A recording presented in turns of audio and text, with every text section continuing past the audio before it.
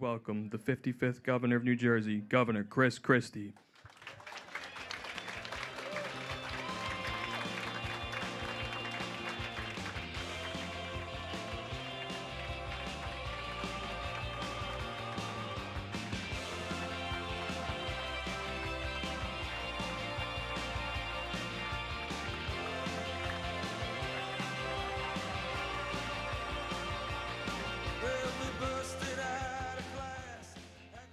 Good evening, good evening. Hey, everybody, how are you?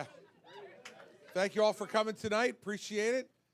Project to the people in the back there. Good to see all of you, too. Thank you all for coming tonight. I appreciate it. Senator, good to see you. It is always great to be back here. Good to be in New Hampshire. America's most famous political teenager is here tonight as well. Quinn, welcome back. This guy, let me tell you something. I am making as one of my goals in this race is not only to be the Republican nominee, not only to be elected President of the United States when we beat Joe Biden, but is also to make Quinn the most famous political teenager in America. And we are getting there. Did you hear me mention yesterday? Face the Nation? Oh, okay. Go look.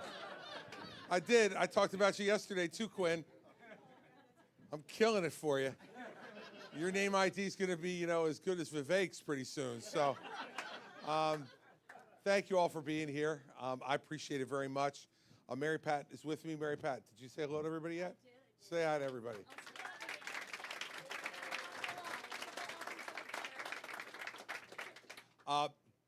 Every time I come up here, someone says to me, why are you running? Or a reporter comes to me, and I see Josh back there from Business Week, who just interviewed me down in another place that I was doing a little business roundtable outside Bedford. And he said to me, I can't find a pollster in America who says you're going to win. And I'm like, great, good. Nice to meet you, too. But what I say to everybody is something that's very simple. They asked me why I got into this race. The first reason is because I can't stand by and allow Joe Biden to be president of the United States for a minute past the 4 years he's already got. And look, just think about some of the things that have happened in the last 4 years. Runaway inflation. Everything now is 17% more than it was the day he took the oath of office. And all of us feel it. Wages have gone up 6%. Costs have gone up 17%. And he did it. It was his doing. The runaway spending, and there were Democratic economists like Larry Summers who were telling him at the time, don't do any more spending. It's going to cause inflation. Now, Larry Summers was Secretary of the Treasury under Bill Clinton. This is not a conservative. This is somebody who, even for him, this spending was outrageous. And it was and is. Then, soon after he was elected president, he decided to pull us out of Afghanistan. And when he did it in such an incompetent way that it not only costs over 12.5 of our soldiers their lives, but also left Americans in Afghanistan, which he said he wouldn't leave any behind. He did, still has. And Afghans who had been our allies since 9/11. Left them there too. What do you think the Taliban is doing to those guys and women who were known allies of the United States? And he left them there. And it's really damaged our reputation with other folks around the world, that that's the way we treated not only our own people, but folks from another country who stood with us in the war against terrorism after 9/11. He now wants to have all of us repay other people's student loans. Now, as somebody who repaid my own student loans, I have to tell you That offends me, having repaid my own student loans, and I believe it offends a lot of other Americans who never took student loans, either because they didn't choose to go to college or they went in another direction with their careers. And now we're expected to pay for someone else's student loans. Look, I'm grateful for the student loan program. I would not have been able to go to college or law school without it. My family didn't have the money to pay for me to do it. But I took on that debt, and then I was such a catch that Mary Pat took on the debt with me. It's hard to believe now, looking at me at 60 years old, but back then, when I was 23, an incredible catch. Even coming in with a negative balance sheet, she was willing to, and as a Wall Street person, she knew how to read that balance sheet, and she still hung in there with me. And it took us 10 years to repay those loans. It was our first mortgage. We couldn't get a house until we repaid those loans. But when we did, I remember us repaying those loans and going out and celebrating that we had accomplished something. We owned those 2 degrees of mine, that undergraduate degree and that law degree. We owned them. We had worked for them. And we were grateful to the taxpayers of the United States who gave us the opportunity to do that. But now Joe Biden thinks that we should just pay everybody's loans for them. It's wrong. It's going to add to inflation. But worse yet, it's going to set an awful example for young people who believe that you're entitled to something. We want to give you opportunity. That's what you're entitled to. You're entitled to an opportunity, but not a free one. And now he looks out on another 4 years as somebody who failed us at the most fundamental thing, which is bringing this country together. You remember when he was campaigning, he promised that he was going to bring the country together, that he was going to govern in the middle and bring people together. And instead what he did was run as far to the left as he possibly could on every issue for the left wing of his party. And he's divided the country even further. He's lied to us. And his family is now joining what's becoming a disturbing national trend of being on the grift at our expense. Hunter Biden off, working with foreign governments and selling access to his father. And God knows what involvement Joe Biden had in all of that during some of these times. But I think we're beginning to find out. This is not what being president is supposed to be about. It's not a money-making operation. It's service to your country. And he's doing that too. And the last thing, let me say this. As someone who, I saw a picture earlier today, I don't know if you saw this one at the round table, but a woman who had been with us in 2016 came and showed me a picture of me with her, and I don't know who that young guy was with her. She says it was me, but I'm not completely sure. We're all getting older. It is no shame. It is the natural evolution of life. But, Joe Biden is past his sell-by date. Everybody, you got no business being president of the United States at 80 years old. I'm sorry. If there are 80-year-olds in here, I hope to be you someday. And I hope that what I'm doing then is being a good husband, a good father still, hopefully a good grandfather, and that I'm enjoying my life and doing whatever it is I want to do. But it shouldn't include being president of the United States. And if you watched him last week fall asleep in the Oval Office while the president of Israel was speaking to him, and all the cameras were there, how the hell do you fall asleep then? I mean, look, he's just not up to it. And if he's not up to it at 80, what is he going to be like at 86? Well, guess what?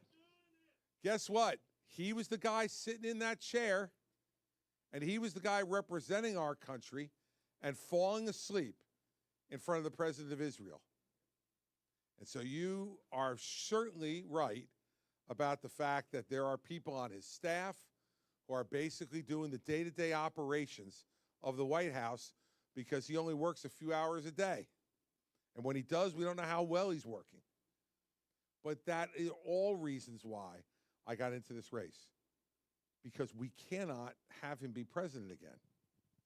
So some would say, Chris, you voted twice for Donald Trump in 2016 in the general election, in 2020. So why don't we just leave it to him to do the job of beating Joe Biden? Well, we left that to him once. And Joe Biden's in the White House. And the fact is that he has only made his situation worse in the time since that election, not better. I watched him a few weeks ago be interviewed by Bret Baier. And Bret Baier said to him, you know, Donald Trump, you lost a lot of suburban women voters in 2020, and that was probably what cost you the election. What are you going to say to them to make them switch their vote back to you in 2024 so you win? Now, I was watching this and thinking, okay, I want to hear this. You know what he said? I won in 2020. I won in 2020. I don't know what you're talking about. Let's make clear. I won in 2020. I didn't lose. If he thinks that's the winning message for 2024, we're going to wind up with an 86-year-old Joe Biden in the White House. So reason number two that I'm running is because we cannot allow Donald Trump to be the Republican nominee again. We simply can't. And the reason we can't is not only because he'll lose to Joe Biden, although that's the first reason, but the second reason is he let us down. Let's be honest about it. I stood on those stages in 2016, in those debates. I participated in them. I was up here in New Hampshire working hard and campaigning. And I remember the things he said. Let's talk about just three of his main promises from 2016. Promise one, I will repeal and replace Obamacare. And we gave him a Republican Congress to do it. Let me tell you, everybody, I was governor of New Jersey for 8 years. I didn't have a Republican legislature for 5 minutes of those 8 years. I would have given my right arm for 1 week, Tom, with you as like Senate president in New Jersey. You would have never slept. We would have been working for that whole week. He had a Republican Congress, and he didn't repeal and replace Obamacare. And you want to know why? In the end, we lost by 1 vote. 1 vote. Whose vote was it? John McCain's. And why didn't John McCain vote that way? Because Donald Trump, from 2015 forward, insulted John McCain every chance he had. Said he wasn't a war hero. Insulted his time when he ran for president. Insulted his service in the Senate. Went to Arizona and said, anybody who's a McCain person can't be with me. His own selfishness and self-centeredness cost us repeal and replacement of Obamacare. So we still have Obamacare today.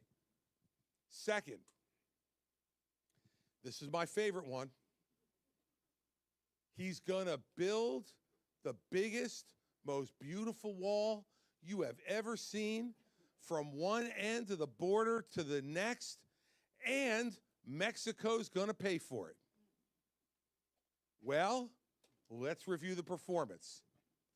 He built 52 new miles of wall in 4 years. 52 miles. He says now, re-elect me and I'll get it all done. Well, if he goes at the same pace that he went his first 4 years, he only needs 110 more years as president of the United States to finish the entire wall. And if you are waiting for the first peso to be delivered from Mexico, to even pay for the 52 miles that we got, it hadn't come. And I will tell you, back in 2015, I met with the president of Mexico at that time, President Peña Nieto, and I asked him what he thought about the wall. And he said, well, we're not big fans. He said, but it's your side of the border. You can do whatever you want, but let me promise you one thing, Governor. We're never, ever, ever paying for it, ever. And not only has he kept that promise, but so has his successor as well. And he said he's going to fix the immigration system. How does it look? Don't look too fixed to me. But worse than the fact that he didn't achieve it, he never even proposed a piece of legislation to fix our broken immigration system. Promise number 3. I am a businessman, and I will balance the budget in 4 years by cutting wasteful Washington spending. In 4 years, he added $6 trillion to the national debt. $6 trillion in 4 years. He ran up more debt in one term than any president in American history, and we shouldn't be surprised. Well, that's right. And I was just going to give you an example of that. I'm going to take you on the road with me all the time. He's teeing me up. Because, you know, he had businesses in New Jersey when I was governor. He had casinos in Atlantic City, and they went bankrupt 3 times. Now, let me ask you something. How stupid do you have to be to lose money in a casino? The only people who lose money in a casino are us. I remember when the first time I ever went to Atlantic City, my father took me there when Atlantic City was the only other place other than Nevada that had casinos. And I went in to the casino, and I was 18 years old, so I was allowed to play, and I won $50 playing blackjack. I thought I was the hottest thing in the world. And my father said, well, let's go for a walk outside for a little while. We'll take a break. So he took me outside, and we were walking on the boardwalk in Atlantic City. And he said, I want you to see are you looking at all these big, beautiful hotels? I said, yeah. And he goes, they don't build those because you win. But even with that advantage, Donald Trump had to go bankrupt 3 times. And then I'll give you one story from when I was governor. When I became governor, and hold up Eaton there, okay, Jim, because he's going to fall over on this. I had an $11 billion deficit that I inherited on a $29 billion budget. $11 billion deficit. And when this all came out publicly, and we were having to try to deal with balancing it, my friend Donald Trump called me, this is in 2010, with a suggestion. He said to me, Chris, go bankrupt. I said, no, you don't understand, Donald. States are not allowed to go bankrupt. And he goes, no, I know. Just do it anyway. He said, it'll be tied up in the courts for years.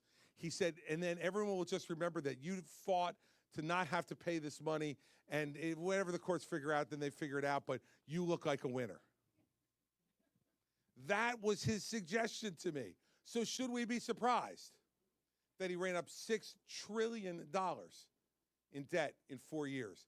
And what do you think he'll do when he never has to answer to you again? He's got 4 years to do whatever he wants. See, I'm for many of his policies. I remember, I was the first one to endorse him after I dropped out of the race. I chaired his transition. I chaired his opioid and drug abuse commission.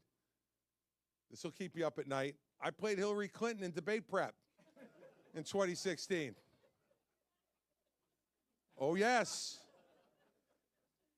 You can all make your comments later. And in 2020, I played Joe Biden in debate prep. I took a couple of sedatives before I did, but I did. So I'm not some never Trumper. I am against him because he let us down on the issues that he made us the biggest promises on.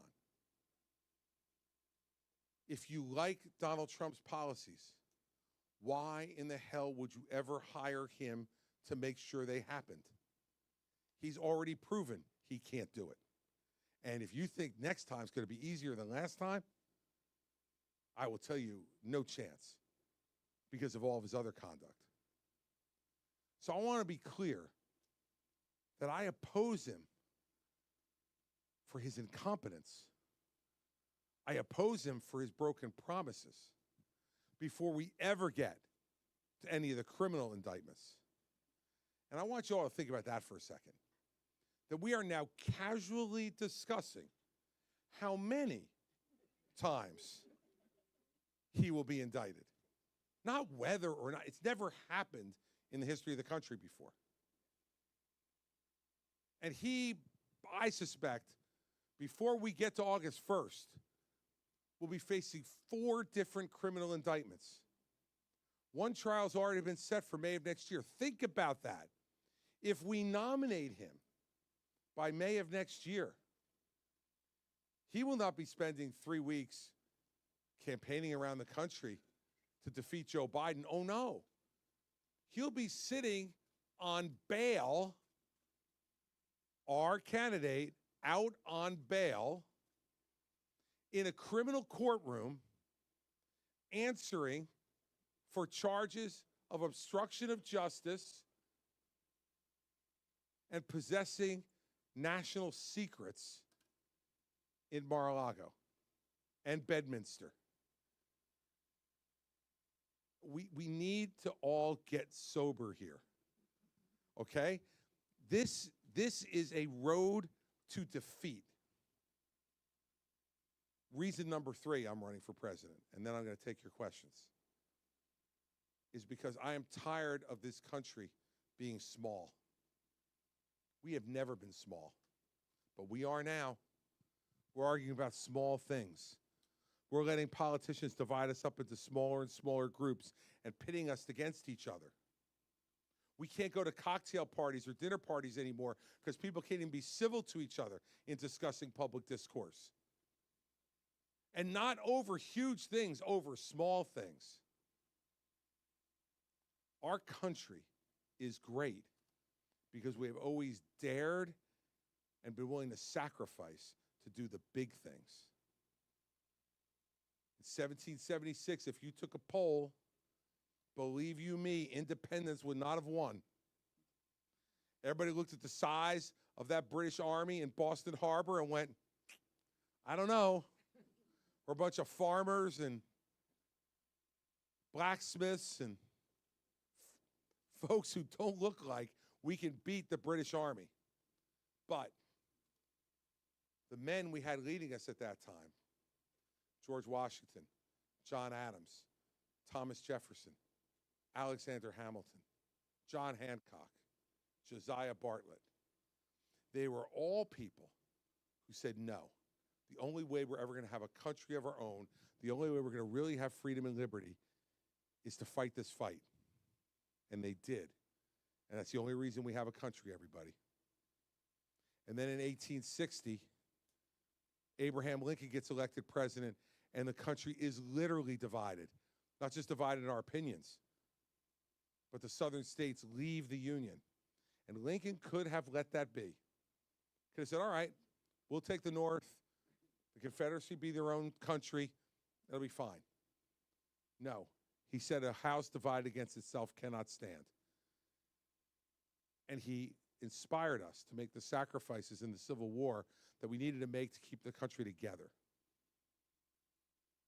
And how did we end that? We came out bigger, stronger, richer, and freer because we had leaders who thought big, not small. 1941, Franklin Roosevelt could have stayed out of the European war. But he knew that if we didn't fight there, they would come here to fight us. And if you had any doubt about that, the Japanese took care of that at Pearl Harbor. Roosevelt inspired the country to become the arsenal of democracy and to save the world. And America came out of that experience bigger, stronger, richer, and freer. One of the two great superpowers in the world with the Soviet Union. And then in 1981, Ronald Reagan took the presidency. And while Jimmy Carter was willing to accept the existence of the Soviet Union and hostages in Iran and Olympic boycotts, Reagan said the Soviet Union is an evil empire and it belongs to the ash bin of history. And he inspired us to make the sacrifices we needed to make that happen. And in 8 short years, the Berlin Wall was down. And 2 years after that, the Soviet Union's flag came down off of the Kremlin, and it was gone. And you had a dozen new free countries in Eastern Europe, and America was the only superpower left. We ended that sacrifice stronger, richer, freer. We are confronted with the same thing today with China. China is the second largest economy in the world, and they want to be first. And they want to dominate the world. And if you think that a communist dictatorship in China is what you want the world to be, then go with the crowd that says we can't be involved in any of this stuff. We need to be concerned about these little things. Forget about that. I'm running for president because I want to do the big things. I want to make sure that we preserve our entitlement programs by fixing them, not by ignoring them. I want to make sure that we give every family a chance at true educational freedom in this country.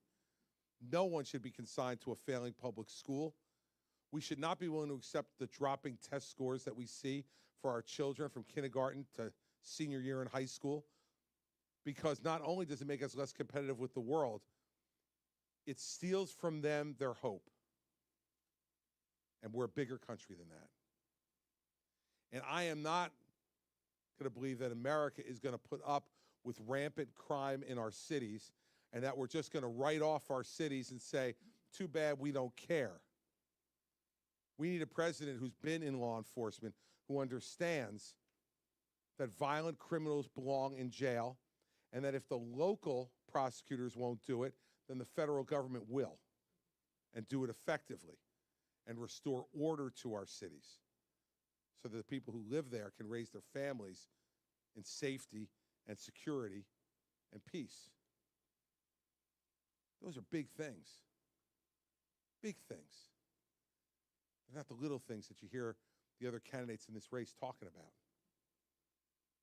That's why I'm in this race. And I don't care what the polls say right now, because I was here 8 years ago.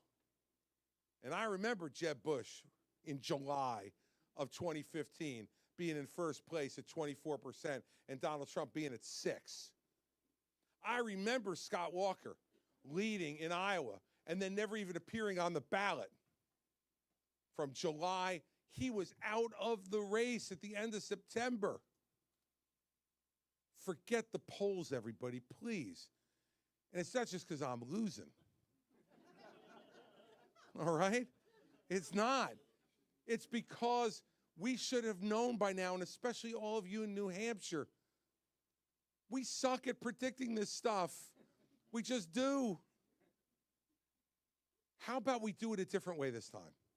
How about we decide who we want to be president, who should be president, who's ready to lead this country, and then work as hard as we can to make that happen. Now, you know, for people in California or New Jersey who have their primaries in June, well, that's probably not possible, except with their money.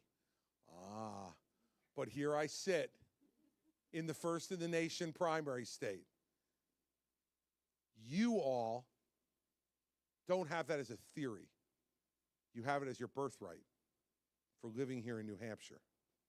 So I don't want to hear any excuses from any of you about polls. If you don't think I'm the best person to be president, then work for somebody else. I'm fine with that. But if you think I'm best, but you don't want to work for me and support me because you think, well, I don't think he can win, then sad on you.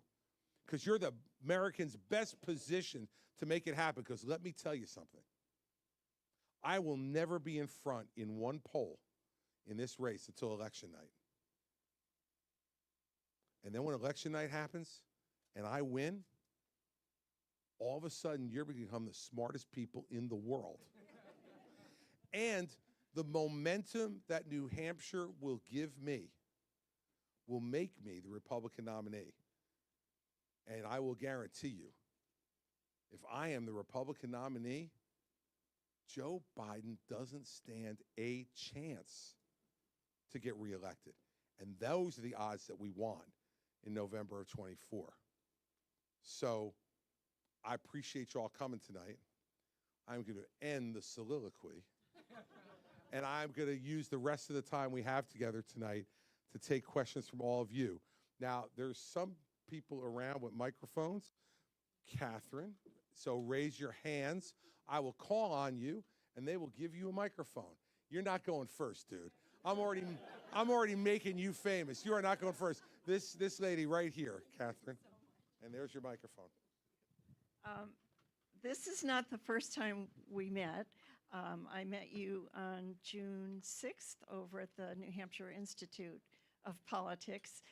You may recall my name is Nancy Ryan, and I serve as New Hampshire's field coordinator for the National Breast Cancer Coalition. I didn't call on you first by mistake, Nancy. Oh, bless you. And I left a packet of materials with Doug that evening. He's not here tonight, but that's okay. Okay. I'm ready to answer your question. Your question is, will I sign the breast cancer pledge, right? That is absolutely All right. correct. So I'm going to give you a Christie answer to that. Okay. Which will be very definitive. I only have one problem with the breast cancer pledge. One of the things you asked for in there, now you'll know that I've read it, is that you want me to commit to the expansion of ACA. No. Yeah, that's what it says. I read it, Nancy. Okay, okay. Right? So my problem with it is I don't like Obamacare. So here's what I'm willing to say to you tonight. I will pledge everything in there except for the expansion of ACA. But I will not commit to expanding Obamacare. So if you're willing to accept that, I'm willing to give it. So you talk to all your friends. All right. You see what they're willing to do. I won't, because I could just tell you I'm going to sign it, but that would be not nice. Okay. Because I don't intend to expand Obamacare if I become president. Right. But everything else that I read in the pledge, I'm for. That's a wonderful answer. I mean, it shows me that you have indeed taken the time to read it over. I think it opens up a conversation we could have about the ACA and that the broader issue in the public policy platform is access to quality health care Absolutely. for all. Yep. If you become president, when you become president, Nancy's getting smart right here in front of us, isn't she? This is fabulous.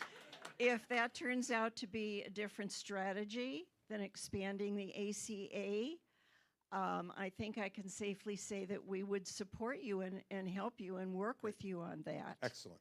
And let me say this so that you understand not only how I feel about it politically, but personally. My mother was a breast cancer survivor. In 1980, when there wasn't nearly the types of treatments that there are today for that, and she had a very tough time with it, but we were lucky that we didn't lose her. But I know that if she didn't have access to the care that she got, the mammogram that she got that detected the breast cancer, and the surgery and the treatment that she got thereafter, that she wouldn't have lived. So I'm absolutely committed to that, and let's talk about a way we could do it other than Obamacare, and then I'm with you, all right? All right, I will get back to the National Breast Cancer Coalition, their president, and tell her about our conversation. You bring her here. We'll talk about it. She would love to come. Well, she good. would love to come. You bring her here, and we'll do it. All right, very All good. right? Thank you. Thank you, Nancy. All right, Quinn, you're second. Go ahead. Thank you, Governor. You're welcome, Quinn. Appreciate the shout-outs. You know, no problem. We aim to please, Quinn. Thank you. So I want to preface this by saying you're the most difficult candidate to ask a question to. You are straightforward. You do way too many interviews with the other side's networks, and often when I have a really good idea to ask you, quite literally the next day on whatever network you're on, you're answering it. It's annoying, and therefore, this question took multiple podcasts and me reading your book. All right. So, There you go. on an interview, you said that in 2024, Biden and Trump were the nominees. You would most likely sit that one out. Like it or not, that's a lukewarm vote for Biden. Okay? So, and I also know many other people who have your thinking, so you're not alone there. And a few days ago, I went to a Pence event. I asked him a question if Christians should vote for Donald Trump, given what we know. And he gave me his 3 key values, okay, that he put more than anything else. Number 1 was being a Christian. Number 2 was a conservative. And number 3 was a Republican. So I think the American public is ready for a president to put their country over personal interest and to put their political and religious values over party. Could you do that as a president? Thank you. Yeah, sure I could. First of all, I want to thank you for finding me annoying. That means you could be one of my children, actually, because they feel exactly the same way. For the very same reason, too, because they come to ask me a question about something, and I answer them back very directly, and they don't like that sometimes. Look, the value that is most important in a president of the United States is the willingness to put your country before your own self-interest. In our lives, it's very difficult for us to ever put something ahead of what we think is best for ourselves, right? You know, you try to do what's best for yourself, and you hope that what's good for you is also good for those around you who count on you, like your family and friends, and the broader society that you live in. But when it comes down to it, I believe if you're president, every day you wake up and you ask yourself what's best for the country, and whether that's good for you politically or personally, has to come behind that. And that's my biggest objection to Donald Trump, is that he's never put the country before himself, ever. And his conduct on January 6th, and this is where I was very disappointed, and I hope when you go see Tim Scott, you're going to ask him, because I like Tim a lot. I think Tim's a good man. I've known him for 10 years, and I don't have a bad thing to say about Tim. I really don't. But he was asked yesterday if Donald Trump is responsible for January 6th, and he said no. Now, look, I'm not saying he's criminally responsible. I don't know. We'll have to see what the indictment is, what it says, and I'll give you my opinion when I see it, whether I think, having done it for 7 years, whether it will stand up in court or it won't. But I think all of us could agree that if Donald Trump invited all those people to Washington on January 6th, in fact, tweeted out and told them, come to Washington, it's going to be wild. That was the invite. It's going to be wild. Then when he got them there, he gave them a speech where he once again repeated the lie that the election had been stolen from him, which is a lie. And then he told them, since you brought up Mike Pence, that Mike Pence could change the whole thing, and if he doesn't, he's letting us all down. When he knew full well that Mike Pence had no ability to change the result of the election by himself.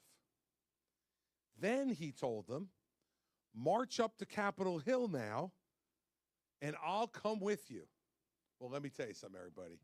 I've known him for 22 years.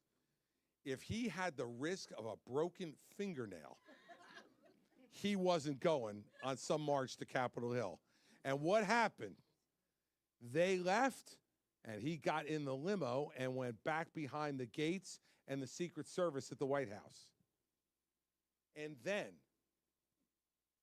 now I don't know if he knew that they were going to be violent, but he's certainly given them all the reason to be. And then he goes back into the Oval Office, into his little dining room off the Oval Office with his well-done hamburger, eating his lunch, and watching these people desecrate the capital of the United States, and injure and kill people. And he sat there and did nothing for hours. Tim, explain to me how that doesn't make that person responsible for what happened on January 6th. I'm not saying it means he has to go to jail. I don't know. I'm talking about moral responsibility as the President of the United States. It is disgraceful what he did that day. And it is disappointing that Tim Scott said what he said yesterday for the hope that he could pander some people who currently support Donald Trump and he thinks may leave Donald Trump after all these indictments, and then they'll look at Tim, well, Tim didn't say bad things about Donald Trump, so maybe I'll vote for him. That's wrong. You have a follow-up? Go ahead, stand up. Comments? Yeah. DeSantis a few days ago or yesterday said that January 6th was not an insurrection. Could you tell me some of your thoughts about that? Well, look, Ron, it's really interesting because I don't know Ron DeSantis all that well. We didn't serve together as governors, so I didn't get to know him all that well. But I got to tell you something. He says something every day that just makes me go, what? He said about his education department changing the African American studies stuff, right? He said, well, I didn't have anything to do with it, and I don't really know anything about it. Well, boy, oh boy, that's leadership, isn't it? That's real leadership. This is a guy who signed the bill that made them have to go through that process. But now he says, no, I didn't have anything to do with that. And look, I've had a lot of fun with his response to your question about January 6th when he said, well, Quinn asked him the question, and he said, well, I wasn't in Washington that day. Well, none of the rest of us were either, dude. But we all had TV sets, and we watched. And you tell me you have no opinion because you weren't there? Look, I'm not at every Mets game. I'm at some of them. But I know enough to know they stink this year. And I don't have to be there to know it. I can watch it. So I think, look, here's Quinn, you know what's going on here. Here's what they're all trying to do. They're all trying to thread a needle. They want to beat Donald Trump, but they don't want to say anything bad about him. How the hell do you beat someone if you don't explain to people why you're better than he is? Why you deserve your vote more than he does? What he's done that is not up to the office that he's asking for. I don't get it. Don't reward that. Because if you reward that, wait till they actually have power, what they're going to tell you and not tell you. You go to people in New Jersey, any of them that you know, call them and ask them one simple question about me. Not whether they like me or don't like me, voted for me or didn't vote for me. Who cares? Ask them this. Did you ever wonder what he was really thinking? Was there ever a moment when he was governor where you said to yourself, like, geez, I wonder what the governor's thinking? Will he actually answer that question? My problem in New Jersey was that I answered every question.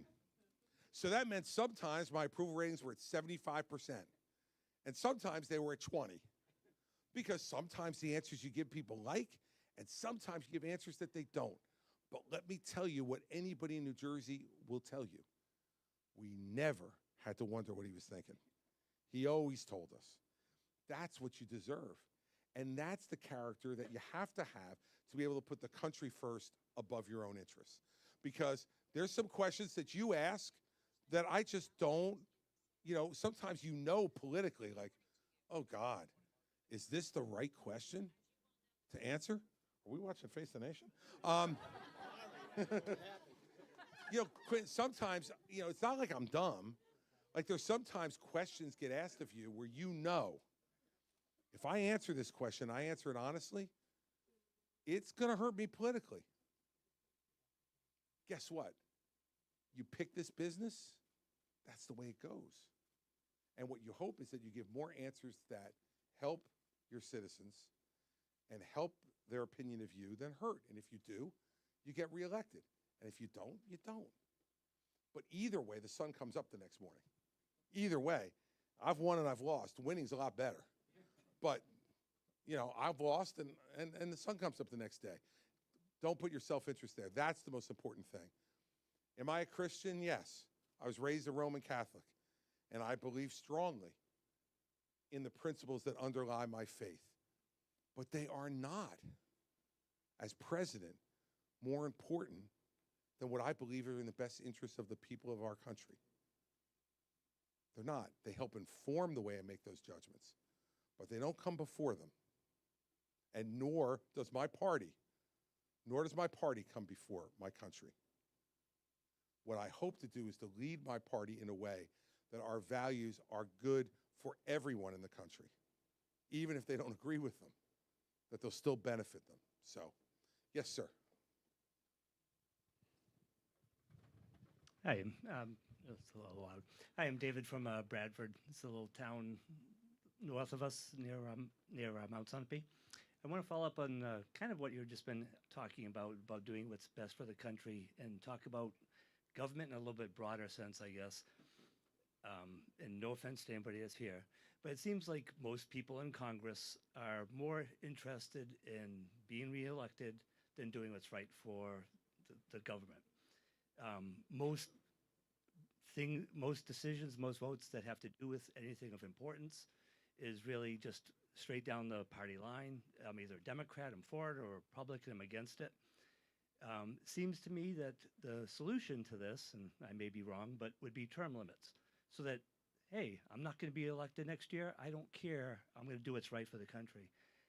But what do we have to do to get Congress to start following that agenda that you were just talking about? Well, I'm totally for term limits. And the reason I am is because I've been subjected to them. New Jersey allows 2 terms for the governor. That's it. So you get 8 years, and you know that's the most you're going to get. And so do the best you can in those 8 years, and then it's over.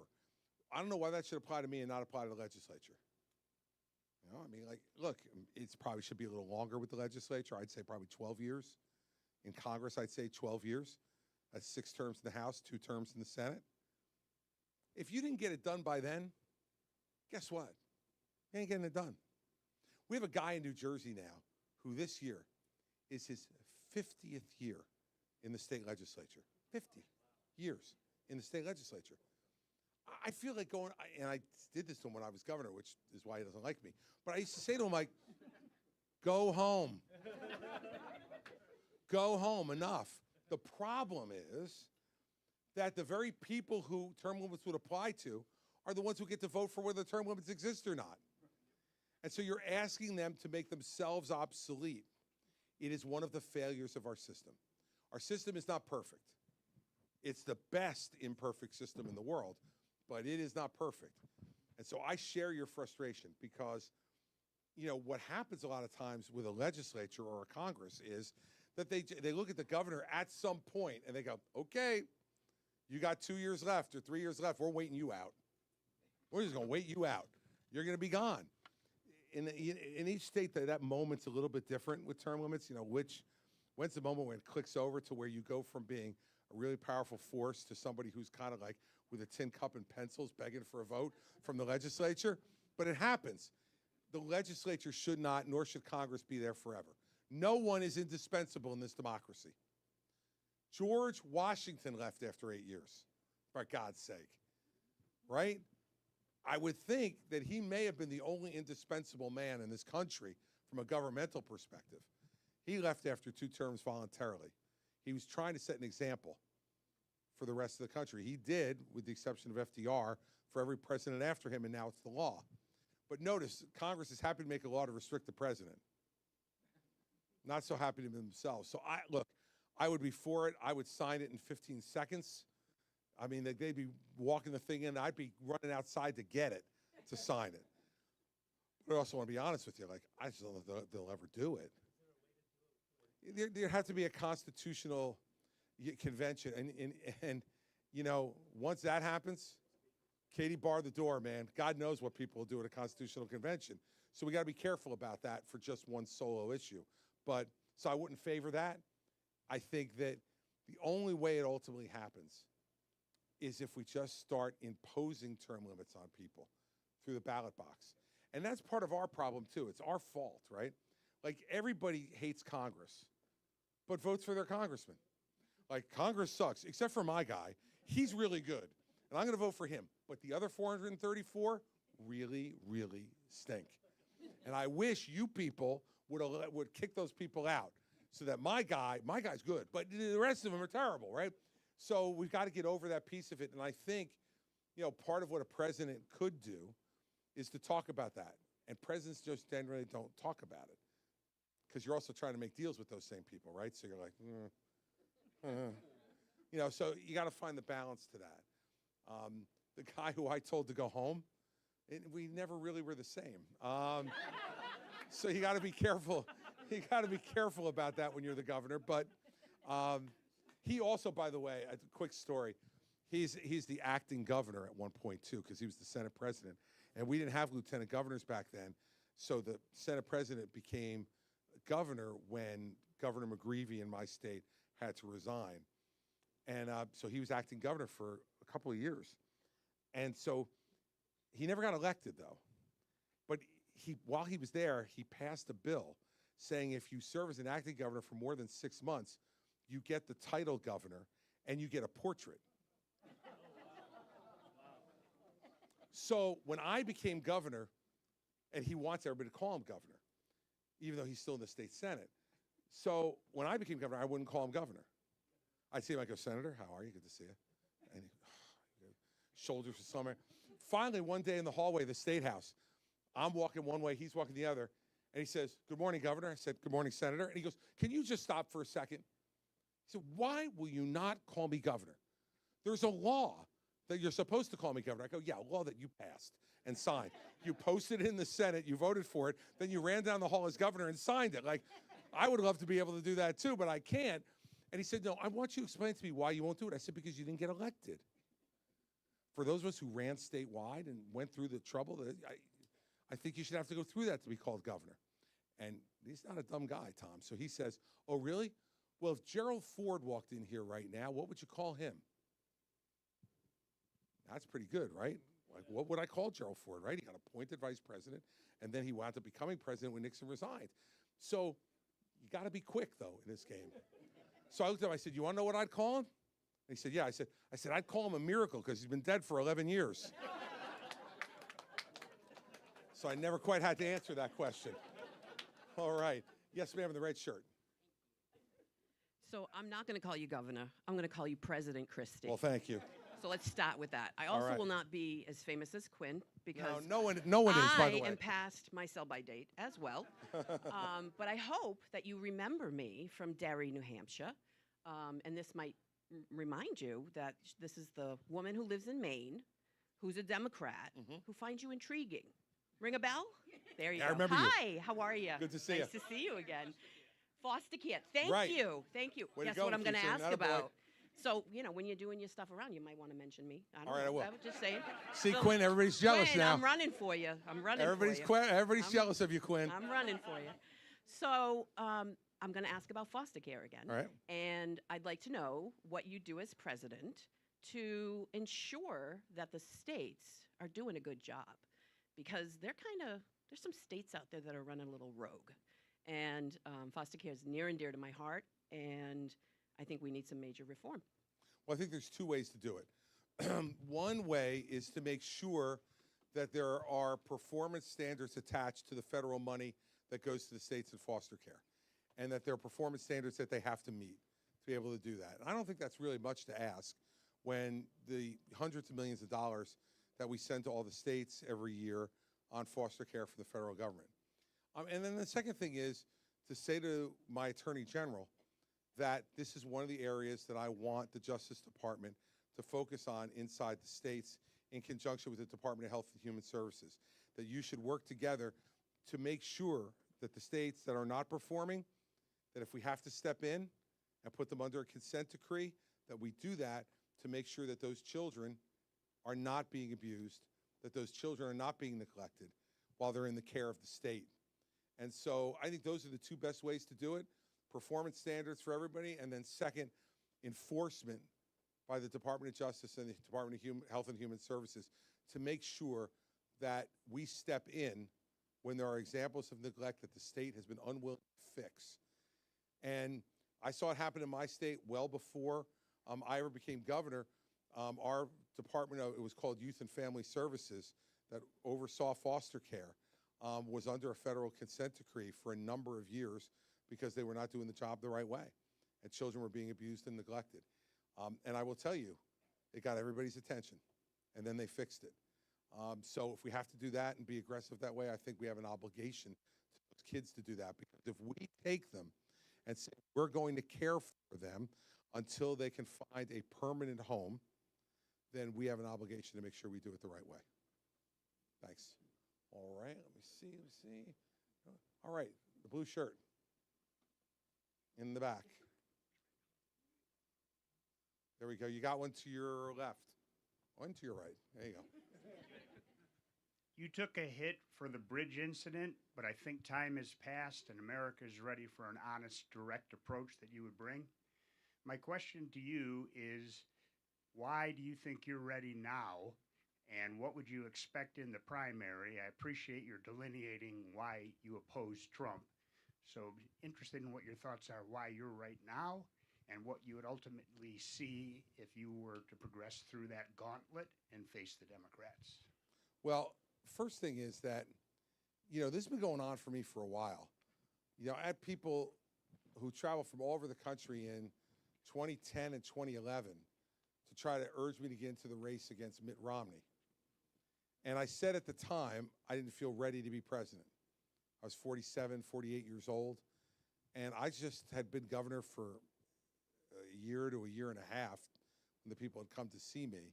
I just didn't feel like I was ready. I now, after Barack Obama and Donald Trump, that seems to be a quaint idea about not being ready, but that's really the way I felt. And where I am now as compared to 2016, to 8 years ago, is I'm just smarter and more mature and a better person. I just am. I wasn't a bad person back then, but I'm better now. And I'm smarter than I was then.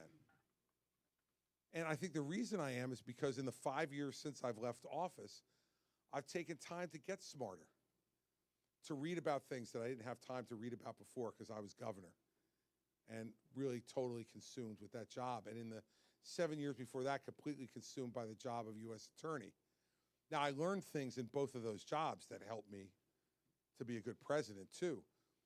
But I've had time to focus and think about things differently than when I was in the midst of every day, the hustle and bustle of running a state of 9 million people. And I think that losing makes you better. When you win, everybody tells you how smart you are. Oh, we knew it all along. Oh, God, you were a great candidate. Oh, that campaign was flawless. It's flawless. Oh, when you got reelected, oh, God, you were a great governor, and that's why you got reelected. And your reelection campaign was flawless. You don't really learn much from winning. You learn a couple of things from losing. One, you really have time to critically look back at what you did well and what you did not so well. Second, the reason you have that time is because the phone stops ringing. Losers don't get phone calls. Winners do. And so you have time to really look back on that stuff. And third, I think there's a humility that comes with losing. And that humility is really important when you govern. Because everyone's going to be telling you, if you're president, that you're the most powerful person in the world. And if you actually start to believe that, you become a very dangerous person. What you need to believe, I think, is that you have the power as president to change the world. And the question is, how will you use it? Not that you are the most powerful person. You are a temporary steward of that power and authority. It's not something you own. It's something that's bestowed on you by the people that you serve. And I think after you lose, you understand that even better. So I think those are the ways that I'm different and better now. And as for what do I expect from the Democrats, I expect what we always get. They'll call me mean, heartless, uncaring. They'll say I was an awful governor. And they'll say I'll be an even worse president. But then I'll be standing next to old Joe Biden. And remember, I explained this to Prime Minister Cameron from Great Britain. I went over there on a trade mission back in 2015, and he was just getting ready to run for re-election. And you know the British elections are so civilized. It's 48 days. That's it.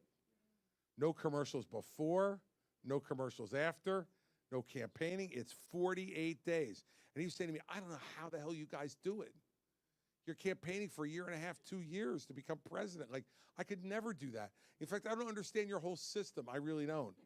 Can you explain it to me? And I said, well, there are lots of different things I can explain, but remember this, Prime Minister. In America, most of the time we don't get to vote for who we want to vote for. We get to vote for who's left. If it's me and Joe Biden, we're going to be the two who are left. And I have supreme confidence that no matter what garbage they throw at me, and in part because of some of the stuff you referenced, I've had some awful garbage thrown at me over time that turned out to be completely false. But I had to live with it, and I had to deal with it. And you have to learn how to have broad shoulders and not allow it to make you become bitter and angry. And I think you could see I'm neither bitter nor angry. I'm a happy guy. And if you elect me president, I'll be really happy. And if you don't, I'll still be happy. Because, look, I'm a kid who was born to a mom who didn't go to college, to a dad who served in the Korean War, came home, his father had passed away, and he worked at the Breyers ice cream plant in Newark, New Jersey. And finally, one day, a guy standing next to him who was much older said, "You're too smart to be working here. Why don't you go to college?" And my father said, "Well, I don't have the money to go to college. My dad died. We have no money." And he goes, "Man, you just came out of the Army. You have the GI Bill." My father had no idea. And it was because of this guy standing next to him at the assembly line at the Breyers ice cream plant that my father went to Rutgers at night. And it took him 6 years to graduate, but he became a CPA, and it changed our family's life. I'm not the guy who you saw in kindergarten and went, "Oh yeah, he's going to run for president someday." So I'm going to be happy no matter what. And I think that the problem with some of these other candidates, Trump and DeSantis in particular, is they're really angry. And I don't think you want an angry president. Now, you've seen me. I'm as tough as anybody. And I'm willing to fight, and I will fight anybody for a cause that I believe in. But my desire to fight is not driven out of anger. My desire to fight is driven out of what I believe in my heart is right. You know, my mother taught me from the time I was a little kid. She used to say this to me all the time, "Christopher, be yourself, because then you don't have to worry about remembering who you pretended to be yesterday." So you're going to see me exactly the way I am, but I'm better now than I was 8 years ago. I'm certainly better than I was 15 years ago when I became governor. And it's all those experiences that have made me better. And maybe it's time that we have somebody who's willing to admit that they're flawed and that they've learned from failure. Not that they always win, even when they don't. And someone who's not angry. I'm not angry at anybody. I'm the luckiest guy in the world. I'm getting to run for president of the United States twice. Yes, ma'am. I'm Jane Messing. I'm from Kingston. A little bit about my background. I'm a retired school counselor, and we moved from Ohio. I'm pretty much like a couple people in this room. David, what you said before is a big issue that I have as well. And also, you had mentioned you were a Democrat back here. Okay. I knew the minute Trump ran, okay, that I could no longer call myself a Republican. And based on the fact that I thought he had very much of the traits, and I can't diagnose here on the floor, the traits of a personality disorder, a narcissistic one, and I think people should just outline that more clearly and show the piece-by-piece identity of what he has done to our country. I said to my husband, I said, I can't vote for a man like that. Okay, there is no way, okay, based on character, right? The other thing is, I'm solution-oriented. I'm always trying to solve a problem. We talk about the Senate and House, and when I have time now because I'm retired. I watch everything on TV, okay? I'm here because I want to thank you for speaking the truth. And as I said at home, he's got big balls, okay, to be able to, okay? I said he's got big balls to stand up against a narcissist.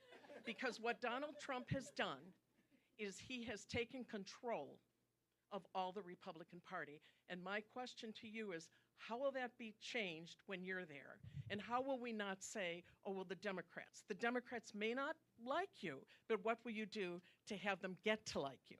And then the next thing that I wanted to say was that when I watch these meetings, you know, when the legislator meetings and things like that, as an educator, when you have those clickers, no one should know what your vote is because people are so brainless there that they all vote with one another, okay? And if you had a clicker, okay, and I don't mean that not everybody because I know many people. I said right away you were a politician, okay? All right away. All right. But you look like a nice man, too. All right. Yeah, right. But they should have silent clickers, and people should sit. We are not automatically create division by having Republicans and Democrats. They should sit alphabetically and have an assigned seat and get who you get. So my question to you is, how will you bring it together more? Because I am sick of the division, I'm sick of the anger, and I'm here because of you. And I want to know how you're going to change everybody else. Okay. Now, you said you're from Ohio, right? I was. Right, okay. The big balls thing makes me think you're from Jersey, but okay. Oh, I know. Right, well, I'm going to take your word for you from Ohio. The best way I can describe it to you is to describe my experience as governor. Because remember now, I got elected in New Jersey, which hasn't voted for a Republican for president since George Bush 41 in 1988. We have the longest streak of not electing a Republican to the United States Senate. The last time we elected a Republican to the United States Senate was 1972. It's now 51 years. 750,000 more registered Democrats than Republicans. And so it's a blue state. And I get elected as a pro-life, conservative former prosecutor, as governor. What that tells you, first off, is, man, was the state in bad shape, right? They were like, all right, it's so bad, we got to go with him. How bad could he be? Let's give him a shot. But when I get there, I realize, look, I can't do anything without the legislature. I can do some executive order stuff. It's a powerful governorship. It's constitutionally the most powerful governorship in the country. But still, the big things that I was interested in doing, you needed the legislature. So during the transition, you know, as soon as you get elected in New Jersey, you're a target, so you get police protection the minute you get elected. And I mean the minute. Like, they announced the race that I won. I walked out of my hotel room to go down to see the lieutenant governor-elect, and there were 3 troopers outside the door who weren't there when I walked in that night. So I said to the troopers one day, I said, look, take me down to see the new Senate president. Now, the new Senate president was a Democrat named Steve Sweeney, who was the president of the Iron Workers Local. So another shy and retiring guy from organized labor with me. His office was a 2-hour drive away from where I live. So they said, well, do you have an appointment? I said, don't worry about it, guys. Just let's get in the car and let's go. So I showed up at his office unannounced. And his secretary was completely flummoxed. I walked in. She's like, Governor-elect, do you have an appointment? I said, no. I was just in the neighborhood. I thought I'd stop by and say hello. And she's like, well, let me see if he can see you. So poor Steve came out. He had just got back from the gym. He wasn't expecting anybody. He's sweatpants and a T-shirt and sneakers. And it's like, Governor-elect, what are you doing here? And I said, I wanted to talk to you. I was in the neighborhood. He goes, bull. He goes, yeah, your neighborhood's 2 hours away. What are you talking about? I said, we need to talk. And we went into his conference room, just the two of us. And I said, Steve, look, we got a choice here. I said, we can either yell and scream at each other and make headlines for 8 years. And he said, 4 years. And I said, no, 8 years. I said, or we could put touchdowns in the end zone. And here's what I'll tell you. If you're willing to work with me to put touchdowns in the end zone, I will never break my word to you. If I give you my word, even if it turns out to be a bad deal for me, I'm going to stick with it, because what I want to do is spend 8 years getting things done. So what do you want to do? And he sat there for a second, and he stood up and he put his hand out. He said, let's put touchdowns in the end zone. And I shook his hand. And if you go back to Steve Sweeney now, he's out of the state Senate now. But if you went back to him now, he would tell you that I never broke my word to him in 8 years, nor did he break his word to me. This business is still about people. And it is still about people interacting with each other. And one of the best pieces of political advice I ever got was someone who told me, remember, Chris, it's harder to hate up close. And we do not spend enough time with each other anymore. We do not spend time with people we disagree with. We don't spend time with people we don't like. And guess what? They all got elected too. Maybe by a fewer number of people, but they still all got elected. They have a right to be there. So, but it's hard. It's hard. I did spend a lot of time, dinners, lunches, out for drinks, carnivals, fairs, with people I couldn't stand. That really I found like not nice. But, you know, one of them was chairman of one committee or chairman of another committee that I needed to work with. So I spent time with them. I got to know their families. I listened to them.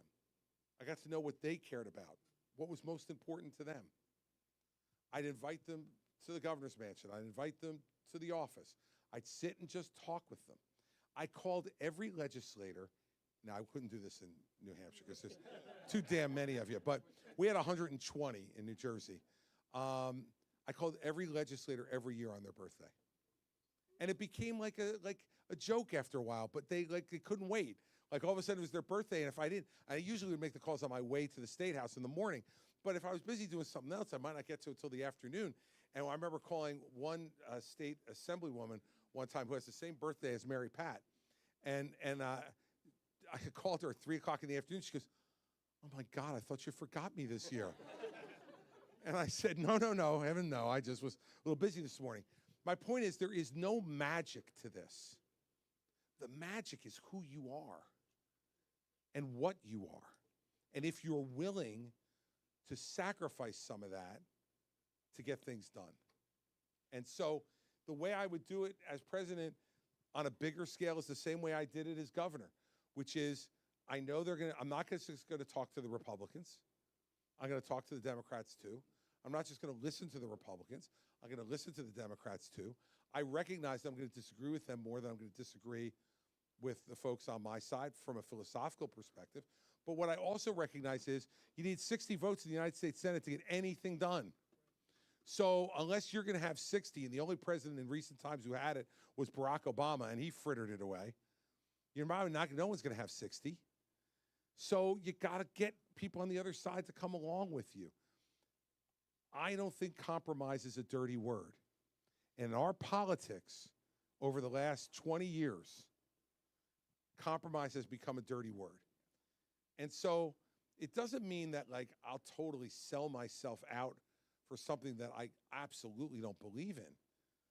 But Ronald Reagan used to say, you know, the guy who disagrees with me 20% of the time is not my 20% enemy. He's my 80% friend. It's about the way you think about this. And that's why I think getting a conservative governor from a blue state is the way to do this. That's what Reagan was. And Reagan understood that he'd push and push and push. And when he felt like he had gotten the best deal he possibly could, he took it. And what you know when you're governor or president is, you always get the credit anyway. Like some bill passes and Eaton sponsors it in the state Senate, and he works hard and he does all the research on it, and then he gets it passed, and then he gets it passed through the House, and it comes to the governor's desk, and then the governor's going to sign it, and they all show up at a bill signing, and Eaton's standing behind there, and the only thing he gets, if he's lucky, is a pen, right? The governor turns around and gives him one of the pens, right? And the headline says, you know, in this state, Sununu enacts whatever. Eaton is on the jump page, right? His family's got to go to the jump page to find out the bill was sponsored by Eaton, right? So if you're governor or you're president, be smart about this. Give out as much credit as you can give, because in the end, every success comes to you if you're in that job. Every failure comes too, but that's the game you play, and that's what you're in this business. So to me, that's what we got to get back to as a practical matter. And if we do that, we got a shot. But you also have a responsibility too. And what I'd say to the voters is, you get who you deserve. So you vote for one of these angry characters, and then you're upset because we're angry and divided, well, sad on you, because you've had notice. They're not pretending to be anything other than what they are. Trump's not pretending to be anything. He sent out a post the other day that said, if you F with us, and he used the entire word, if you F with us, we will come back and deliver to you something that you never, ever could have imagined. Well, geez, man, you vote for somebody like that, what the heck do you think's going to happen? And the same way with angry Ron DeSantis. Man, I never see him when he's happy. I mean, this guy, he's got a beautiful wife. He's got 3 beautiful children. He's like the governor of the 3rd largest state in the country. Won re-election with 60% of the vote. How about smiling every once in a while? How about every once in a while, like saying something nice about somebody? I mean, I don't want to give him political advice, but for God's sake, I mean, you know, so, but if you vote for people like that, that's what you're going to get. They're not getting better when they get power. They only get worse.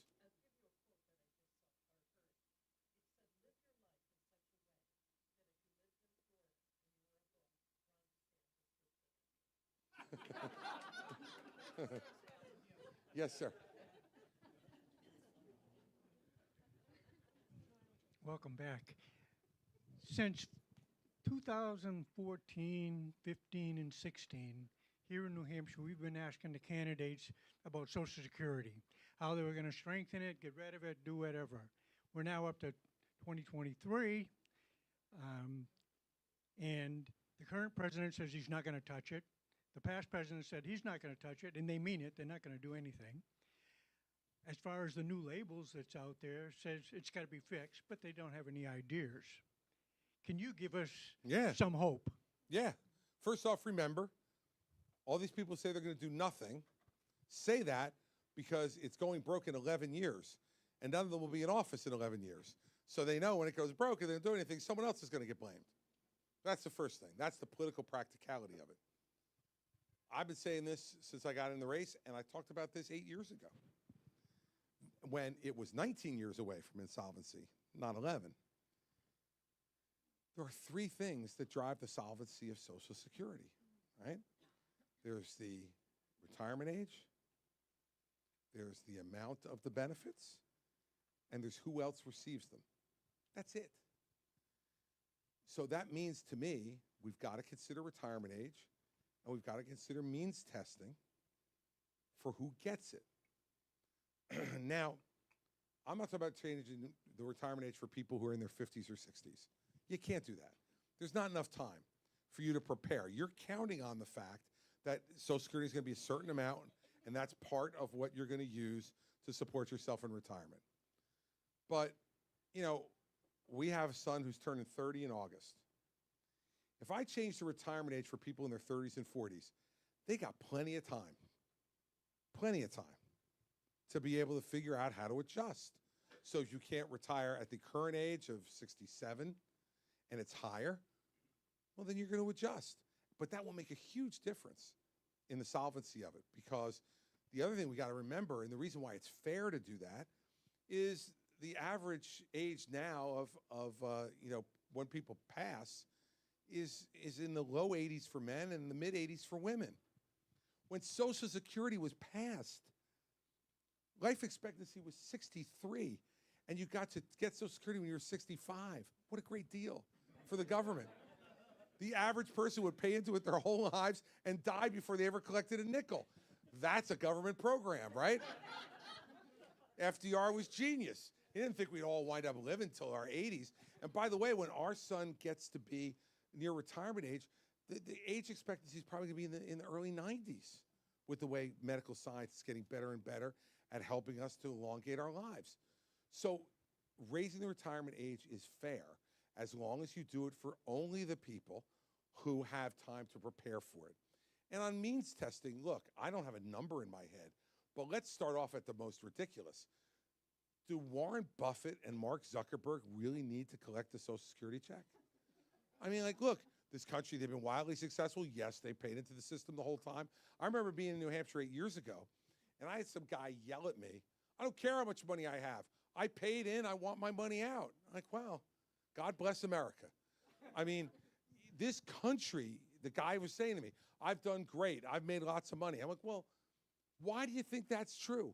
Because you live in the freest, strongest country in the world. How about you contribute something more to that? And so that's why I think means testing is important. I don't favor raising taxes on it because, quite frankly, then I think you're defeating the purpose of the age increase in eligibility, because you want to give as much money to the younger people as they can to help for them to plan for their own retirement. So if you take that money out in higher taxes and then tell them, and you have to wait, that's a double whammy that's not fair to them either.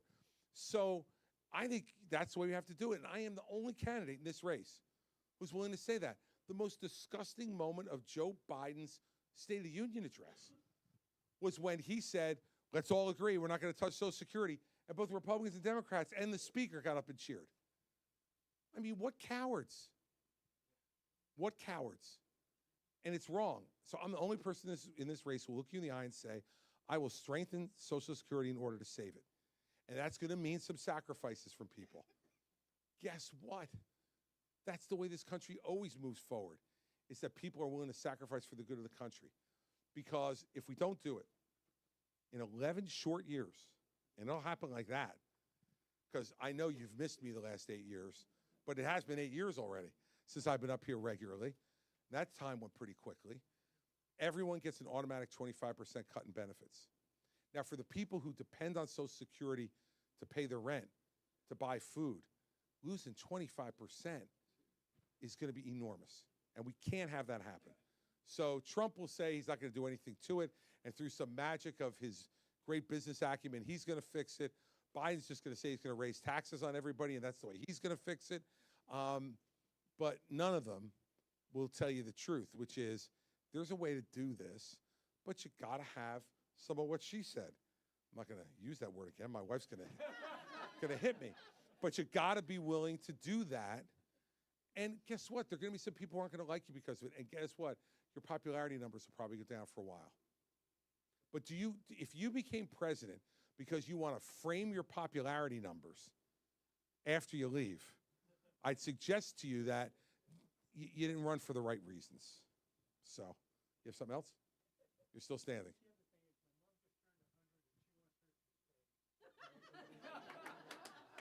Let me tell you something. Your mom's 100? Good. I'll pay her.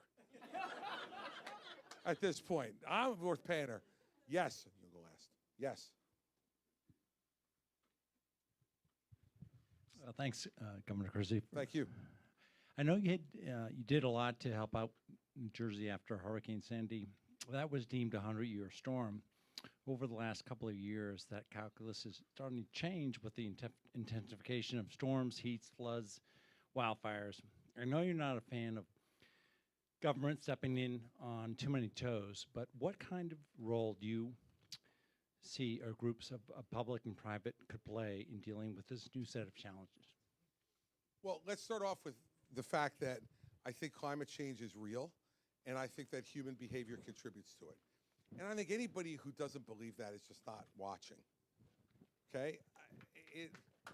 It's just true. I mean, now, the question is, how do you fix it? And I'll give you an example. The U.S. over the last decade has done a lot to lower our carbon output. In fact, we're putting 1 billion tons of carbon less into the atmosphere per year today than we did 10 years ago. You know what the Chinese are doing? 5 billion more tons a year. So part of the reason why all of America won't embrace trying to come up with a solution is because they think we're getting screwed. And Americans don't like that. They don't like that feeling. So I think the first thing we need to do is, as we reset our relationship with the Chinese, one of the things on the list has to be, all right, enough already. Don't tell me you're still going through your industrial revolution, all right? You've had yours. It's been 50 years now that you've been building up your economy. You're now the second largest economy in the world. You have to be a player in this. And if you're not, there's going to be ramifications for it. And they have to be economic ramifications that we place upon them for not being part of the solution. Because I can't unilaterally disarm the United States of America, and I won't. I won't make us less competitive economically from an industrial perspective, because in the end, it's not getting better. Net, it's getting worse. So that's the first thing. Second, look, I'm for an all-of-the-above energy solution, meaning I'm for any of the things that work, right? So yes, I'm for oil and natural gas. Yes, I'm fine with wind as long as it works. Solar, when I was governor, we were the second largest solar producing state in the country, only behind Arizona. I'm fine with it. But give you another example. New Jersey, the most densely populated state in America, 53% of our electricity in New Jersey is supplied by nuclear. This is a whole new nuclear age now. It's not 3 Mile Island. It's much, much safer. And we know how to do it, and it doesn't add anything to our carbon load. And if we can do it in the most densely populated state in the country safely, North Dakota should be able to handle it, you know? It should be okay. So that's what I mean by all of the above. I have no objection to electric vehicles, but don't tell me I have to buy one now. And don't tell me, as my governor is now telling us, no gas-powered vehicles will be sold in New Jersey after 2035. Oh, really? And he also says, no more, he's another one of these no-gas stoves guys, right? Like, you come to my house and cook with the electric stove, man. And by the way, the false part of that is, what generates the electricity, everybody? Hey, right? Natural gas or coal or oil. Like, as if by making it electric, somehow it makes it clean. No, it doesn't. Like, it's all foolish. So I think that part of the problem is that the Democrats in the main on this issue put forward foolish stuff like that discredits the entire concept. So I'm for all in. I'm for all of the above. Let's do everything. Let's produce as much oil and natural gas as we can so that we can become self-sufficient and an exporter. Let's develop wind and solar to the full extent that we can, so it takes some of the load off of that, and we can lower the use of oil and natural gas. Let's use nuclear, for God's sake. It's safe and clean, and it's certainly much safer than it was 50 years ago. So we should do all those things, because if we do, we'll lower it even more.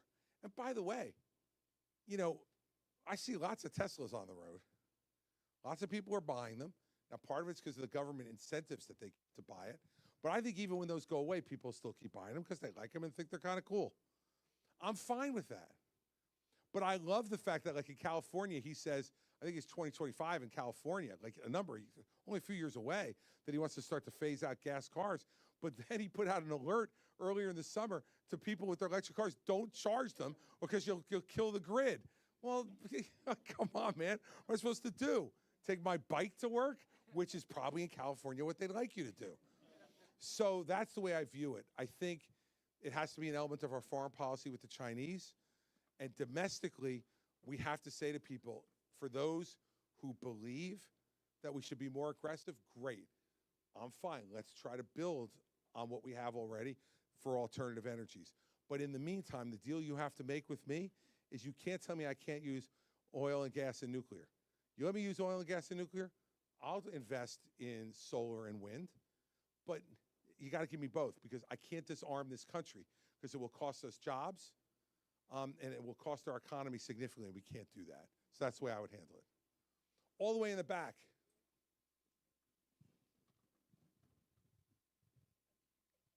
How you doing? Good. So I'm from Yonkers, New York, and All my right. dad's even here in the audience. So we're listening to talk, and we're like, we understand. So my husband is the commander of this VFW. I've been helping veterans for a long time. I really appreciate them. That's why you're here today, right? The VFW. Yep. So he just wants to ask you, and he's a little shy about the PACT Act. Like, hey, you did the, yeah, we got each other. Yeah, okay. So I'm gonna hand it off to Mason. All right. All right. So give me one Okay. second. Walking over. Now, let me And just he- tell you Oh, something. he hates this. What? This is, I want everyone to know, in case you're not really familiar with this is what a wife from New York or New Jersey does. There you go. There you go. Dad, look, that's my dad back there. There you go. Tony. Say hi to Tony. Tony, how are you? All Good to see you. right, here you go. Mason. All right, so it's kind of a twofold question. Okay. First, I'd like to know what your opinion of the PACT Act is that they recently passed.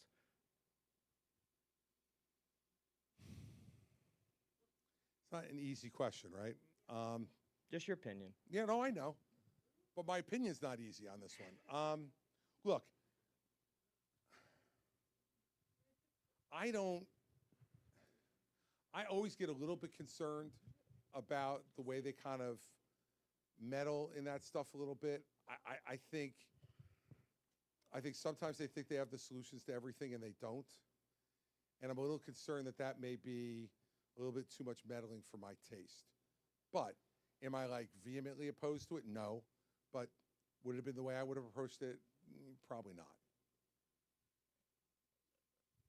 So my second part to that is, so if you were elected, what is your plan? I don't want a canned political answer. I want to know what you're going to do for my generation of veterans who are suffering from gastrointestinal issues, all these things that the VA is not currently giving us ratings for. And that's what the PACT Act was a step Yep. forward to. What are you actually going to do to Yeah. help my generation of veterans? Look, I think that the single most important thing we can do is to give veterans the ability to go whatever doctor they want to go to. Okay, look, the VA system is a good idea and it is a good baseline of care. But it is not widely available enough, both from a geographic issue and from the level of expertise they have in certain areas for people to be able to get all the care that they need. So it seems to me that if you have served this country and you are honorably discharged from that service, that you should be able to have a card, like any other insurance card, that allows a veteran to go to the VA if they want, or to another doctor that maybe provides a better expertise or is more geographically convenient to you, or provides a service that the VA simply doesn't provide at all or well. And I don't understand why we have all this discussion about Obamacare and we didn't first take care of the people who protected and served this country. I'm not one of those folks, and that's why PACT Act makes me a little bit nervous. I'm not one of these folks that believes the VA can be fixed to the level that would give you the type of care that you deserve. And so for me to come up here and say, I'm going to make the VA better, well, I would like to try to make the VA better, but that doesn't solve your problem in my view.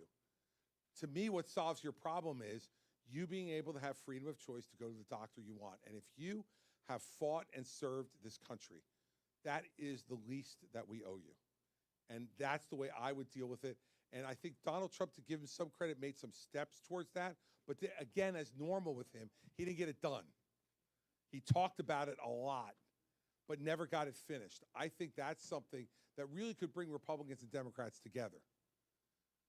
I think that's an issue where Republicans and Democrats could both agree that veterans deserve that level of care and, as you mentioned, access to care, which a lot of veterans don't have, either because of their geography or because of the lack of expertise at the VA for that, or the enormous waiting list that exists to be able to get it, even if they have it. And you shouldn't have to wait to get deathly ill before you get taken care of. And so, to me, that's the way I would do it. And I think that given what we spend on health care in this country already, adding our veterans to that availability is not going to be the thing that breaks this budget. We got a lot of other problems than this. And by the way, there's a lot of things we spend money on for that we got absolutely nothing in return for it. What we got in return from you and the men and women who served with you was loyal, faithful, selfless service. And in return, we should make sure that whether it's a health issue that arose as part of your service or just arose because you're a human being and you get sick, you should be taken care of. And that's the way I would deal with it.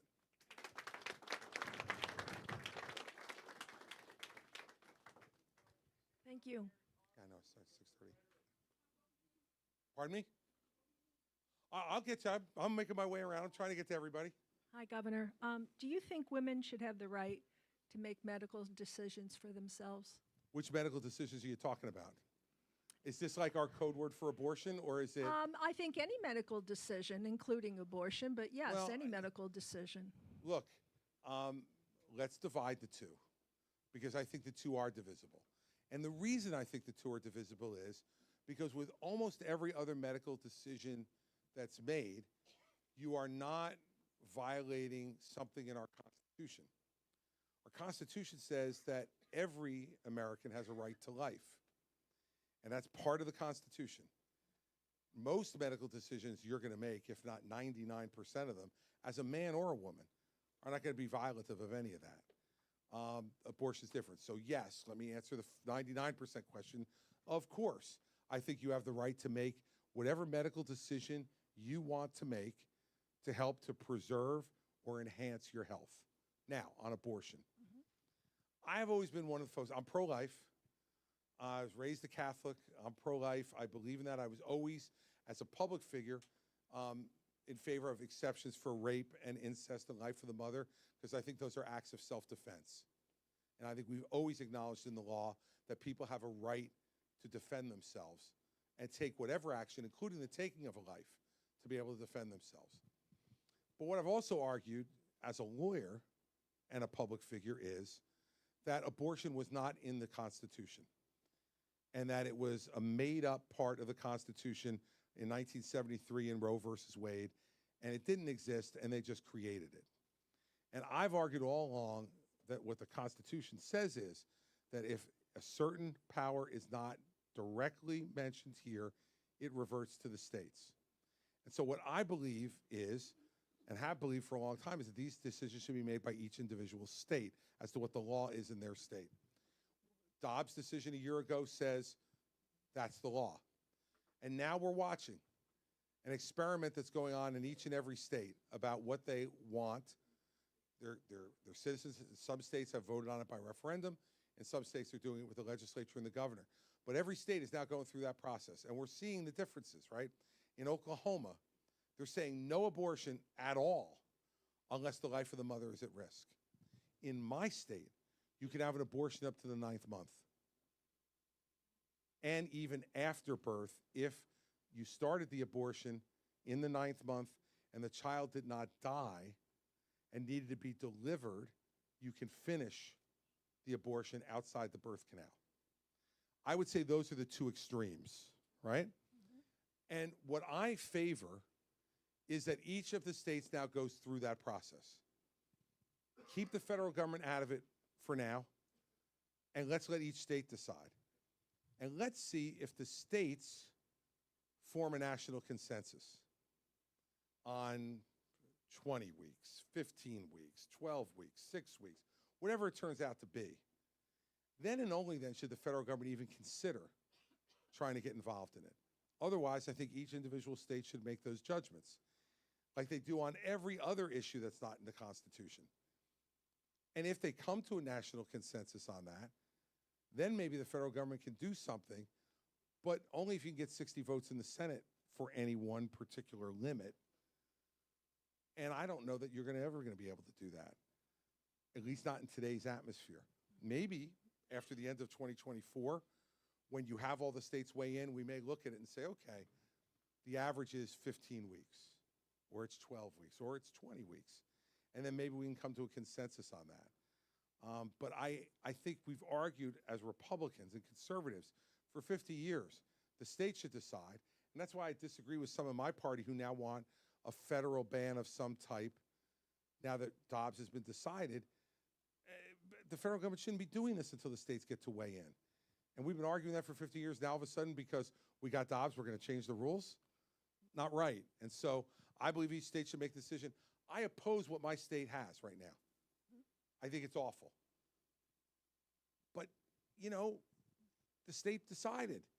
And if it's so offensive to me or to my wife and we decide we can't live here under these circumstances, then we'll make a decision. But otherwise, I think each one of these states should make the decision. So that's the way I would answer the question.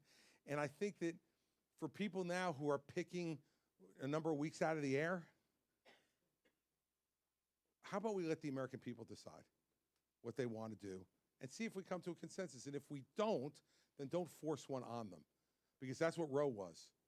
Roe forced 3 months, 6 months, 9 months, an artificial rule that they made up on the American people, and I think it caused a lot of division in this country for 50 years because of it.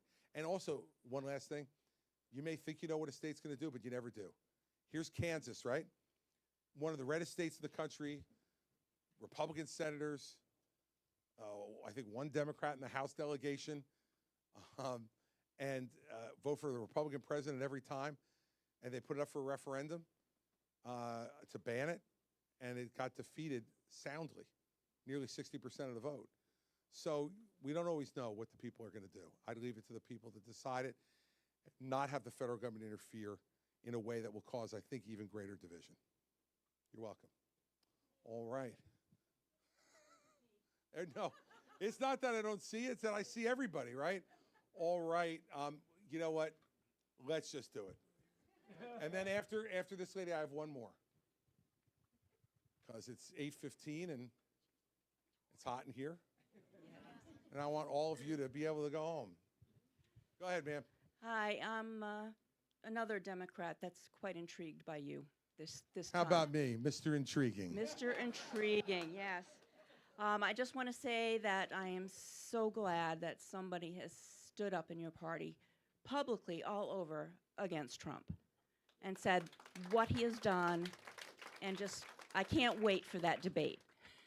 Yeah, neither can I. Yeah, but another question I want to ask is, what is your take on Ukraine? I think President Zelensky is awesome. And for his country to have Russia go and kill their civilians and everything, how would everybody here like it if somebody marched in and just started killing people? Yeah, we wouldn't like it much, I suspect. Not at all. Let me say this about Ukraine. This is a part of a fallacy that politicians are putting forward. They say, America first. Who isn't for America first in this room, right? Like you know, McKeecher's not going to go, I'm for the Netherlands first. I'd go Belgium second. I'm America third. No, we're all for America first. The question is, how do you make America first? On what principles do we become first? And for people to say that we can't fix our cities and help defend a free country that's being invaded by an authoritarian dictator is just wrong. For Ron DeSantis to say this is a territorial dispute, let me tell you, everybody, what a territorial dispute is. Like when you get your property surveyed and the surveyor comes back and goes, bad news, your fence is 8 inches onto your neighbor's property. That's a territorial dispute. Running tanks and artillery and missiles into a free country to kill their people and take their land by force is not a territorial dispute. It is a war. And I absolutely believe that Americans, as a matter of principle, need to stand with Ukraine. Secondly, this is in our interests. This is a pay me now or pay me later moment. The Chinese are funding the Russians. This is a proxy war between the U.S. and the Chinese. They're funding the Russians. They're coordinating with the Iranians to give the Russians more sophisticated military hardware. And they are watching because of Taiwan. And if we back off from Ukraine, they are going to be in Taiwan faster than you're going to be able to blink your eye. And if you don't care about the freedom of the Taiwanese people, and you're America first and only, think about this. 2/3 of all the semiconductors in the world are manufactured in Taiwan. And if you want the Chinese in charge of every semiconductor chip, or 2/3 of them, in this country decide who gets them and who doesn't, I guarantee you we're going to be near the end of the line. And then you think buying your iPhone is going to be a problem. Wait till you try to do any function in this country anymore without the best semiconductors and a whole lot of them. So I absolutely believe that we have an obligation to do it and that it's in the American interest to do it. And I think the people who are saying to you, like Vivek and Trump and DeSantis, that somehow this isn't in our country's interest. And Trump says, I love this. He'll settle it in 24 hours, right? Same way Mexico paid for the wall. Same way he balanced the budget. Same way he repealed Obamacare. He'll settle it. You know what? If he does settle in 24 hours, you know the way he'll do it?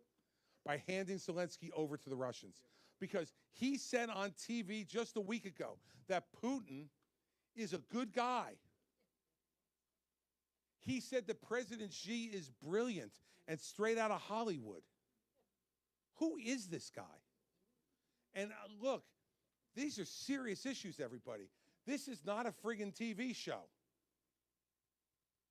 This is not in a fake boardroom in New York City, sitting across from some celebrity and saying you're fired. That's entertainment. This is our livelihoods. We've already seen the TV show for 4 years. You want it back? Because, look, that's what we're confronting. It's not about if you're against Trump, you're for Biden. I think I've proven tonight I'm not for Biden. And I'll take him out if I'm the nominee. But you'll have a presidency that you can be proud of again. Not one every week you're making another excuse for. Oh, well, he's a little bit erratic. Oh, well, he's irascible. Oh, well, he's got a bad temper. Oh, but I love his policies. I am tired of the people who say I love his policies, so I'll vote for him. That's not a good enough excuse. Because guess what? There's a whole bunch of other Republicans, myself included, who will do almost every one of those policies that he's done, except we'll actually do them. So for Ukraine, we've got to stand with them. We've got to let President Zelensky know that we are with him until the war is concluded.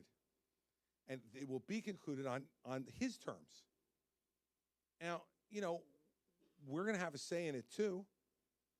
We're going to say to him like, oh, all right, well, that looks like if I'm sitting there as president, and I think he's been offered a pretty good deal to get this thing over with and have his people stop dying on, I'll get on the phone and say to him, hey, I might take that deal if I were you. But they have a right to defend their land. They have a right to defend their people. And we should be helping them do it. And Joe Biden, by the way, is giving them just enough not to lose. I'd give them the F-16s, too. They need the F-16. They need the F-16s, and I would give them to them also. Because are we in this to win or aren't we? And I think we should be in it to win, and for the Ukrainians to win. So last question will go, this lady in front has been waiting for me the entire time and keep thinking that I'm forgetting her, but I'm not. So Catherine's going to bring you the microphone. Thank you. Yeah, me too. But Okay, this is a question that's happening today. What is your opinion of what Governor Abbott did to stop the people coming over the border, and now the DOJ is going to take them to court? you mean the floating Yes. barriers? Look, I think whatever we need to do at this point, and I want to be careful about this, I don't think we should be killing people as they come over the border. I think one candidate has suggested that. I don't think we should be killing people, but I don't see, from what I know about the floating barriers, people are not drowning because of them, which is what DOJ is saying. Most people who drown in the Rio Grande is because they can't swim, not because of the floating barriers. And so I think whatever steps we need to take to secure that border is what we need to do, absent taking people's lives. There's razor wires in part of it too. Look, we need to have a border, right? I mean, so like, yeah, like I don't think, what I hope is that when people confront razor wire, that they turn around, right? Don't go into it. It's sharp. It'll cut you up. Like, we're trying to tell you, please don't do this. Do it the right way. We need, well, I want more immigrants in this country. We have 8 million open jobs in this country right now that Americans either can't do or won't do. We need more people to help to build and grow our economy. We always have. But it has to be done legally. It has to be done fairly. There shouldn't be people waiting around online, waiting to come in here legally, and other people coming over the Rio Grande in illegally, and they get credited and the others get to stay out. So that's what I'm for, and I don't think that the DOJ is right on this, and I think it's continued pandering by the Biden administration, by the way, to a Hispanic vote that they continue to lose more of every cycle. Because guess what? Hispanic Americans want legal immigration also. They think it's wrong because most of them came over here legally. And they're like, well, what the hell, man? I waited, and I came over legally, and I gotta let them in illegally? You know, people who immigrate to this country take possession of our country pretty quickly, meaning they feel like Americans. We make them feel like Americans. We welcome them. This is a welcoming, loving country. And so, you know, my view on this is we need to have a border. And you don't have a country if you don't have a border. And we need to make sure we have one. And I think that what the Biden administration is doing right now, like the student loan thing, is just political pandering for votes. They know it's not right. They know they don't have the authority to do it, but they're gonna go to court and fight it. I think Abbott will ultimately win that fight. But in the meantime, you know, they're taking a tool away from him that they shouldn't take. So, before we all melt, let me do this. I know there's some questions I didn't answer. Here is the great news. I'll be back. All right? I'm not going anywhere. And I appreciate you all coming tonight. It really means a lot to me and to Mary Pat. You know, every time you show up at one of these town halls, you know, I always have two wishes. One, that there are plenty of people there, and two, that they're going to really ask me good questions. Because if they do, I usually give pretty good answers. It's the stupid questions that get me like a little flummoxed up. But you're all good questions here tonight. And look, this is still the greatest country in the world. There are still people every day who are lining up to get in here. If you go to almost any other place in the world, they would tell you if they had the chance to trade their passport for yours, they would do it in a heartbeat. I love this country, and I love the opportunities that it's given me. And I'm doing this now at this stage of my life because I don't want us to decline. We've already had, almost except for Quinn, all of us in this room have already had a great American life. We already have had it. And I think what we want to make sure is that he does. Is we don't want to be that last generation.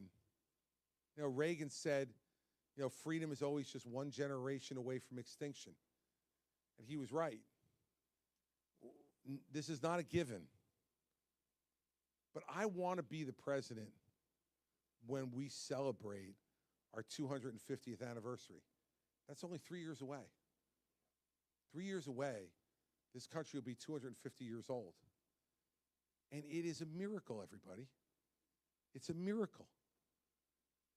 It's never, ever happened before in the history of the world to have this diverse a people come together over 250 years and govern themselves and be a leader for the entire world. Let's not blow it. You know, I'm willing to do whatever it is I need to do that. The oath for the President of the United States says that you swear to preserve, protect, and defend the Constitution. Washington wrote the oath himself. Preserve, protect, and defend. I promise you that's what I'll do. The guy I'm running against said he is willing to suspend the Constitution if he thought it was unfair. How can we let him take that oath again when he has told us to our faces that if it's not in his self-interest, he will violate it. We can't do that. And I've heard all the reporters who've told me I can't win, and I've heard all the people who come up to me and ask me why I'm in this race, and I am telling you that I have faith in the people of this country, that in the end, what they're going to see is that the truth matters. It matters more than anything, and it's not negotiable. It can't just be the truth we like. And we have people now who the only truth they want to hear is the truth they like. So if you're conservative, you put on Fox or Newsmax and you don't watch anything else. And if you're a liberal, you put on MSNBC or CNN and you don't watch anything else because, God, you don't want to be made to be uncomfortable and actually hear the real truth from either side. The truth matters. I'm running because the truth matters. And all of you in New Hampshire, as you have done for 100 years, have the first chance to prove whether I'm right or wrong, to prove whether the truth matters to people in New Hampshire. Live free or die doesn't mean a damn thing if it's built on a lie. Live free or die is built on truth, that we will live free or die to protect the truth in this country. That's the core of it. And that's why I'm going to spend most of my time here, because I know that all of you understand that and believe it. And if you do, then you cannot vote for someone who'd be willing to suspend the Constitution to put their own self-interest ahead of the interest of this country. And whatever you want to call what it is, to be able to do that and stand across from him and do it, I like what you called it. But whatever you want to call it, I have it. I'm doing it. And I'm going to do it right up until the time that I leave the White House in 2032. And it's all going to start right here. Thank you.